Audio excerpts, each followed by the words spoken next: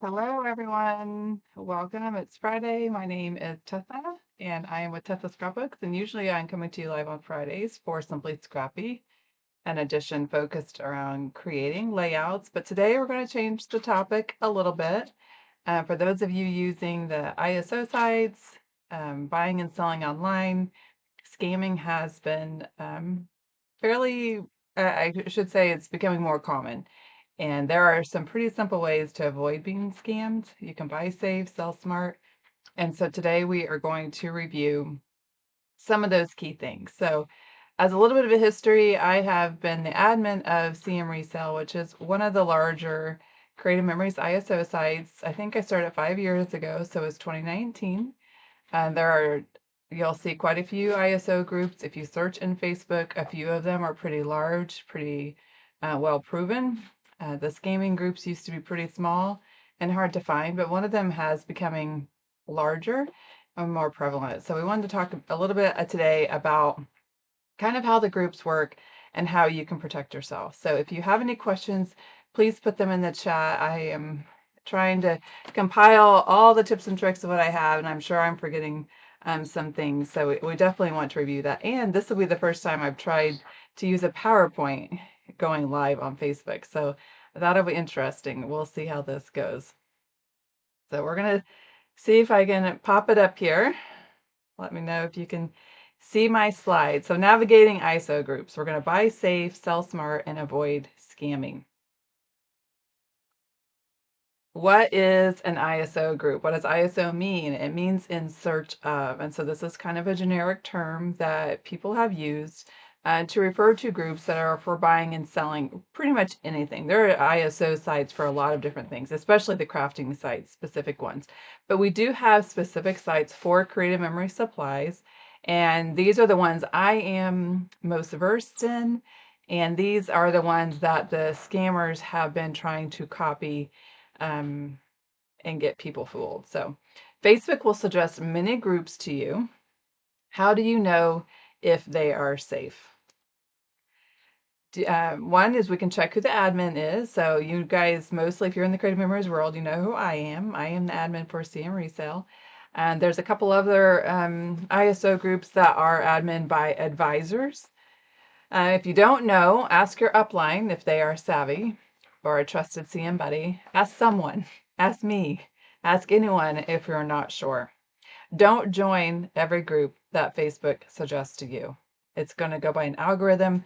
As more people join a group, they're going to suggest it. There's no need to join some of these small groups that don't have a lot of members.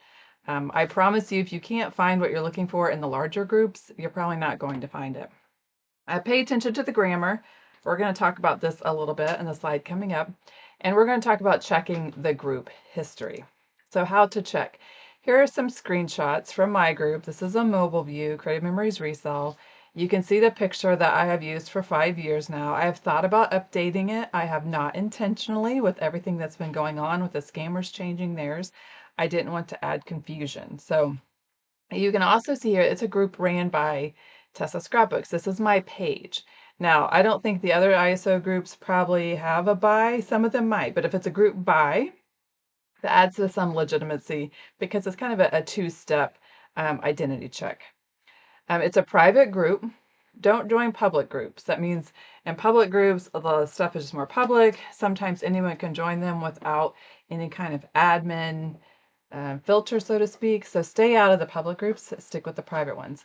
And then you want to do a quick note. How many members does it have? I used to say large. That's not good enough anymore. The largest scheming group now has over 7,000 members. I have not seen a scheming group yet over 10,000. So this group has over 13,000. You'll also be able to click on the About. You can see it's private and you can see the history. Now, the problem with mine is I don't have a lot of history because I haven't changed anything. But on the ones with the scheming, when they change it, you'll see a history of all these times that they changed the name. That is a huge red flag. You can also click on the See All to find the members list, to find the admin list. And look for names and pictures that you know. You do have to be cautious because one of them has tried cloning a little bit of my name. But if you guys know me, you'll know that that's not my full name that they're using, and it's definitely not my picture. Currently, the largest scamming group looks like this right here. The Life is Beautiful. It's so pretty. It's appealing. I'm sure a lot of people are attracted to it. This is one that I was able to find today just on search. It's smaller, 1.4, but it's admin by one of these scammers. At times, they often mimic legitimate groups, which is best to just find the group that you're going to be in and stay there. Don't join new groups. And they do change the name often, although they usually use some rendition of these keywords. Buying. Okay, so in the end of the day, how do we stay safe buying? Most groups will require that you follow some specific guidelines, and you'll want to check whatever group you're in for how to communicate with the sellers. In general, we're commenting on the item we want to buy and then sending the seller a PM, which means personal message in Messenger. Be cautious when you're asking for hard to find HTF items. Scammers have figured out what people are desperate to get. So, and when you're looking over and over for the punch that's near impossible to find, those are the ones that they're targeting because those people are desperate enough to pretty much ignore their gut and pay for whatever um, is is offered. If the deal is too good to be true, it's probably a scam. So you're not going to find the palm tree punch for $20. Elegant diamond, I've never seen one sold in ISO groups. The rolling cart is the newest scam. It's an easy $160 when they have someone send them money. If they contact you through Messenger and they suddenly have every punch that you ask about, it's probably a scam. They may offer some photos lifted from Google. They won't match or they'll be or won't be consistent.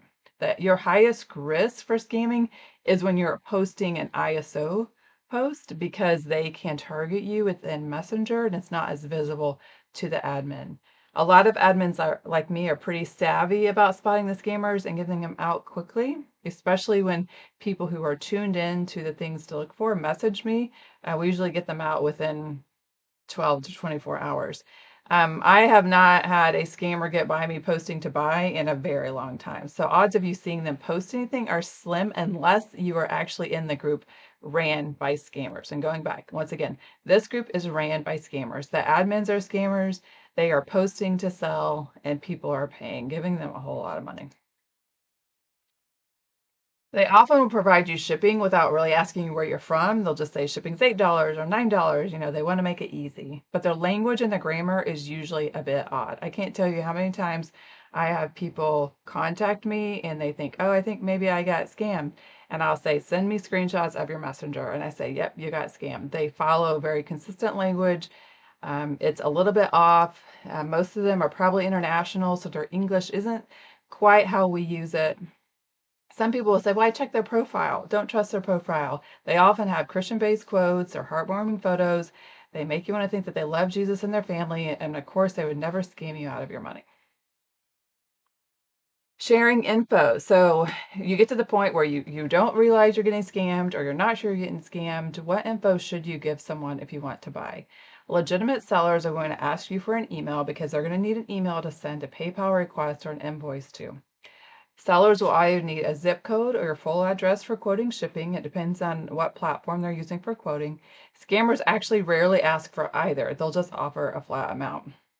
Phone numbers are not needed ever. I've never asked for someone's phone number. Don't give it, period. If someone asks you for the phone number, walk away. There's no reason to risk that. But phone numbers are very common. Some of the phishing schemes. There are phishing schemes out there. If any of you have ever tried to sell a marketplace anytime recently, it is horrible. The scammers come out of the woodwork. They're trying to get you to Zelle, but then they want to email you a link and they want you to click on the link and they want your phone number. There's just so many red flags. Just don't. Phone numbers are never needed, period. Paying. So this, you're not actually scammed until you give them money. And this is where, if you're still not sure, this is where hands down the telltale signs show up. So in general, PayPal is a standard for ISO purchases. You want to require as a buyer either an invoice or a money request. Invoices are very easy to create in PayPal, but not every seller is savvy enough to realize how to do it. A money request works, but you will have control of how that money is sent if they do send you a money request. I know people know me and I will buy from people and I still insist. They have to send me a money request at the least, period. Number one, because I want them to be in the habit of what's best practice.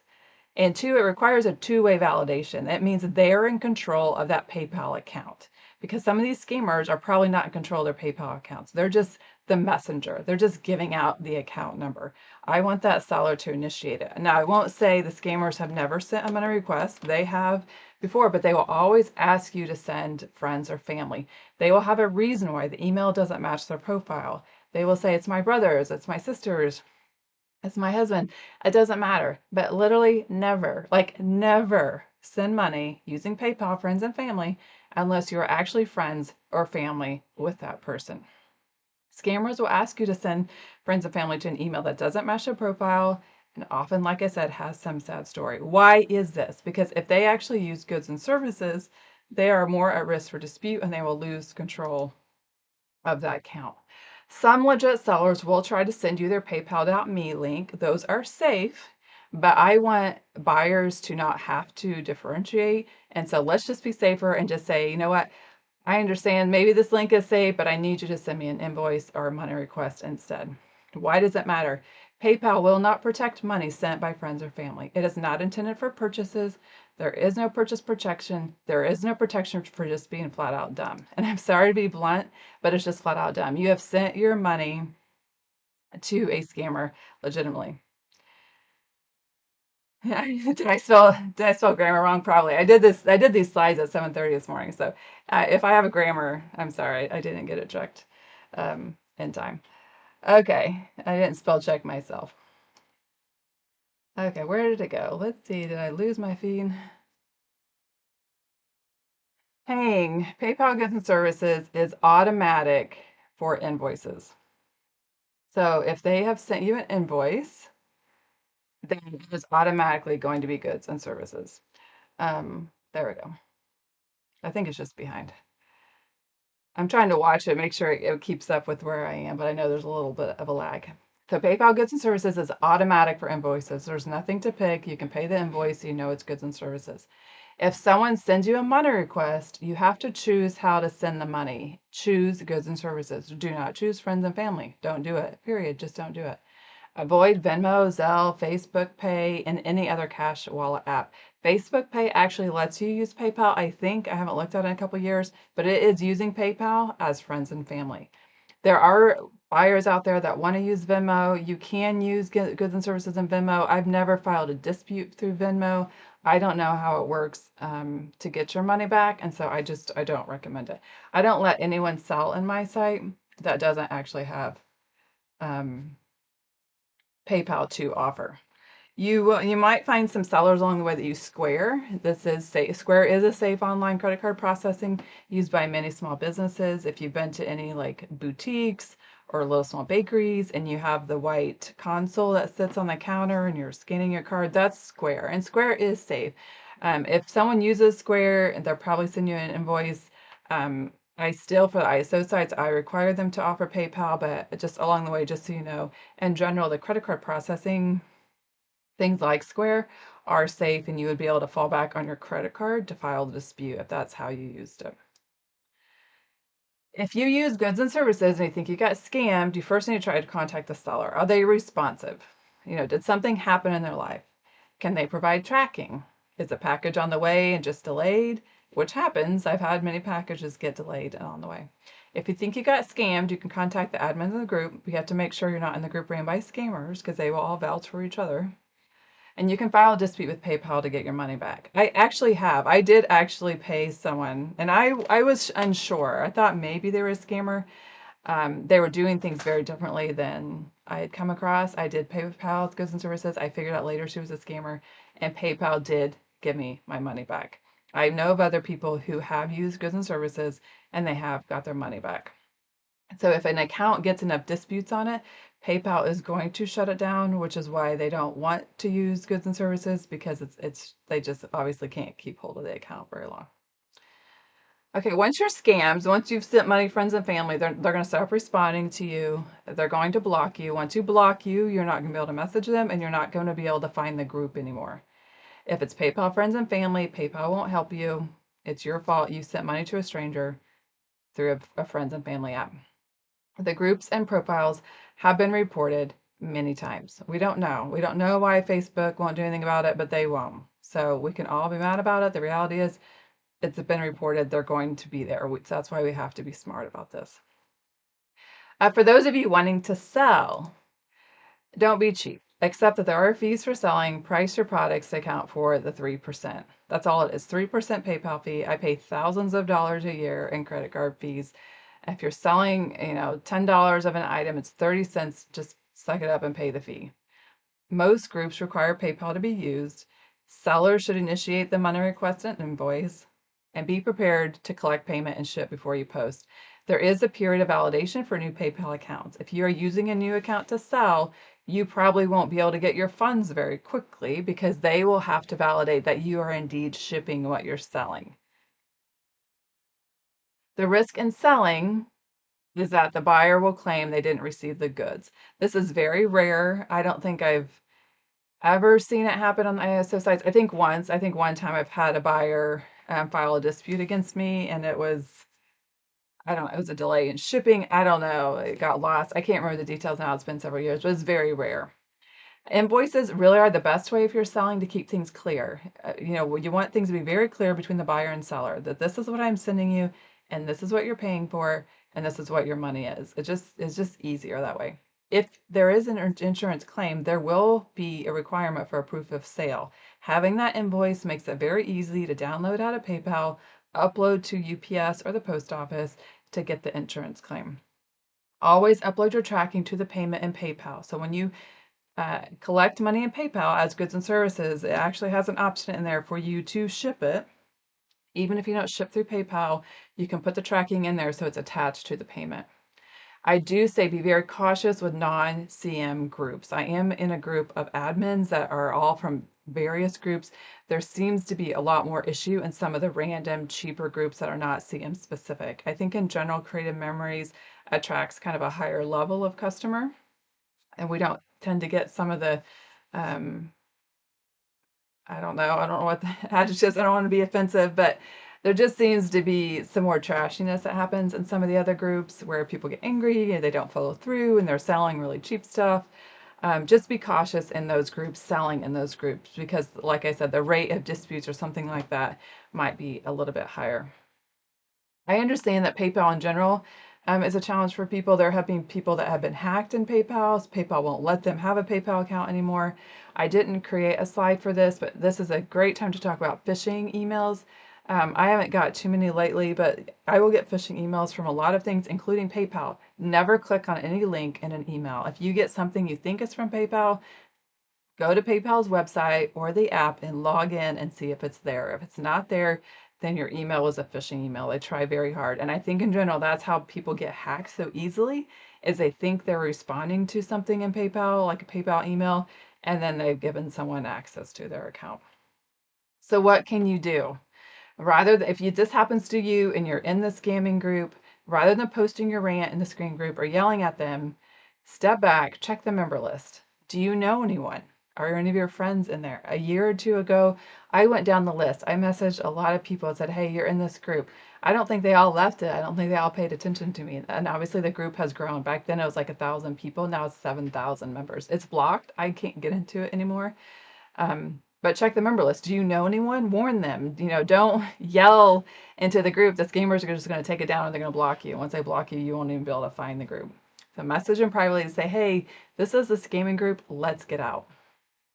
And here's the big one. Just don't use PayPal Friends and Family, Venmo or Zelle, Facebook Pay. Don't use them to buy from strangers. Stop joining random ISO groups. And then number one, follow your gut. Almost every buyer that has contacted me after being scammed ignored the red flags. They ignored their gut. They knew something wasn't right and they sent the money anyways.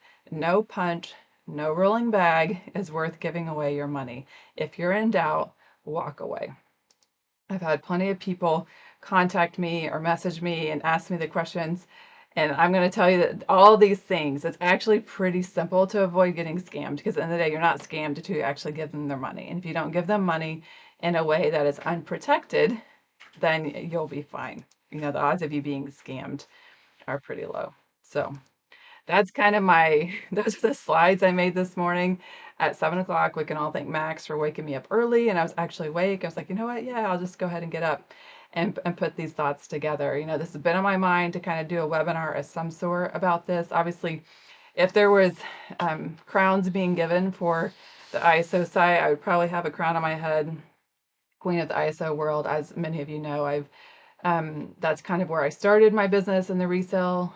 Was I was selling in other sites, and then some of the other admins didn't like what I was doing, the buying and selling, so they kicked me out of theirs. And I was like, I'm just going to start my own, which is how I started CM Resale. It has very few rules. It's very simple in a nutshell, but PayPal is required for sellers. To sell, you have to list your item with a picture, a price, and where you're shipping from. But that's it. Post it up there. And then if you're buying, just use PayPal friends and family. And if you come across someone that, triggers your gut or you're not sure, then ask me. I'd rather you ask me than get scammed. But you all need to stop for a second, scroll through your ISO groups. The other big ones, I'm not going to be very savvy with the names. Like I said, I got kicked out of the other two big ones because I didn't like what I was doing. But there are two other ISO groups that are pretty large. They're also over 10,000. There's CM Going, Gone, which has been around since the beginning, although I don't think she adds new members. There's CM Garage Sale, which I'm not sure how active they are, and mine. So there's kind of like 4 or 5 bigger ones. And if you're in smaller ones, I would just get out of them. If you don't know the admins, then there's no reason to have all of those. Don't join groups with 200, 300. If someone in the big groups don't have what you're looking for, you're not going to find it, or it's not worth the risk of coming across the scamming. So what questions do you have in general? And invoice is automatically goods and services. That's why it is kind of the gold standard. And invoice keeps it clear. This is what you're getting for your money. You have it available for shipping if there's an insurance claim, and it's always goods and services. It's always deemed a purchase, and your purchase protection would apply. And I have had several PayPal disputes over time. Sometimes there are sellers out there, they're not really scammers, they're just flaky. So we have flaky sellers, and then there are the scammers. And sometimes we think the flaky people are scammers, and they're really not. They're just not very good. But in general, in my group, every post to sell is approved. I approve all posts, so it's very rare that a scammer post gets by me. A lot of times, if I'm not sure, if I don't know the person selling, I will message them to kind of test the waters, pretend like I'm going to buy, kind of see how they react. And that's how I've actually kept quite a few from going through. The other thing, I should put this on the slide too, it doesn't matter the name. When people get scammed, they always want to blast the name. There are some key scammer names out there, but they will change their name. They're often 3 names. They're often weird names, but at the end of the day, the name doesn't matter, because like I said, you're not scammed until you actually send the money through a form, a method of payment that you should be smarter than. My group is called CM Resale.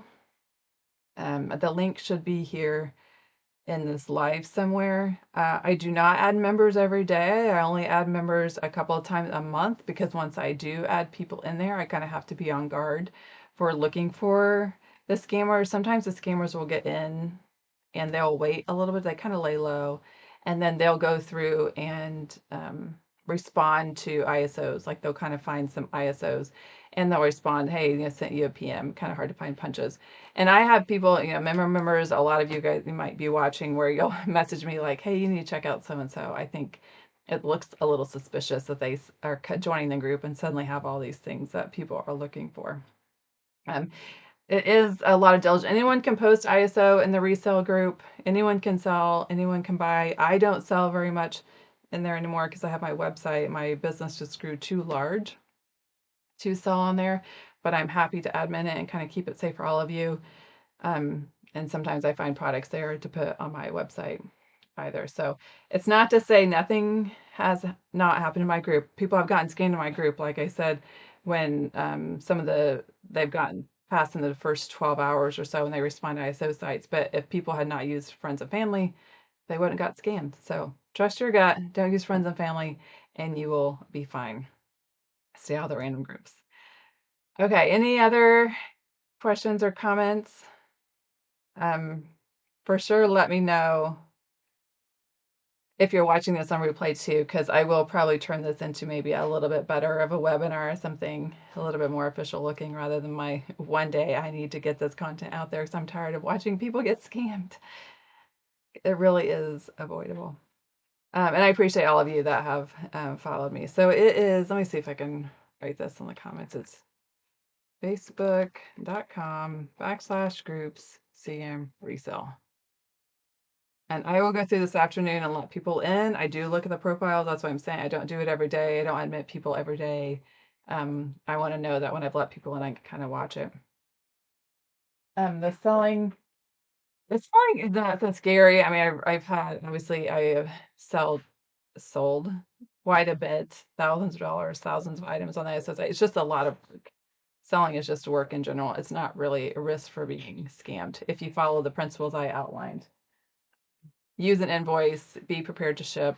For those of you interested in selling, I'm going to put in the comments too the blog post I have on Megan and I's website about shipping online. When you are ready to sell, you need to be ready to ship. And that blog post will give you some tips and tricks for all of that. Also, how to start shipping from home. So thank you all. If you have any other questions, feel free to comment here. You can message me, and we will do our best to keep the community safe. Please share the word. For those of you that are Creative Memories advisors, please share this with people on your team.